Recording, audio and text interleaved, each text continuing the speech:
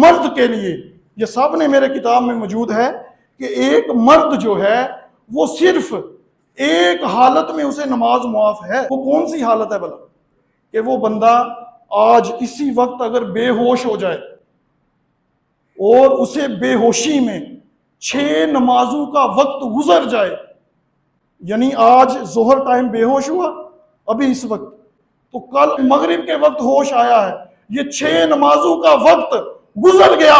اب اس مرد کو 6 نمازیں معاف ہیں۔ لیکن اگر اسے بے ہوشی میں ایک نماز گزر جائے تو اسے وہ نماز بھی قضا کرنی پڑے گی، بے ہوشی میں 2 نمازیں گزر جائیں 2 نمازیں قضا کرنی پڑیں گی، 3 نمازیں گزریں 4 گزریں 5 گزریں، بے ہوشی میں گزری 5 قضا کرنی پڑیں گی، لیکن اسے گناہ نہیں ہوگا کیونکہ وہ بندہ بے ہوش ہے، اسے پتہ ہی نہیں، اسے خبر ہی نہیں۔ لیکن اگر بندہ ہوش میں ہے، وہ تندرست ہے، اسے کسی حالت میں نماز معاف نہیں۔ اگر وہ فرض کرے بیمار ہے، کھڑا ہو کر نماز نہیں پڑھ سکتا تو بیٹھ کر پڑھے، بیٹھ کر نہیں پڑھ سکتا تو لیٹ کر پڑھے، لیٹ کر نہیں پڑھ سکتا سر کے اشارے سے پڑھے، سر کے اشارے سے نماز نہیں پڑھ سکتا تو اب وہ یہ کرے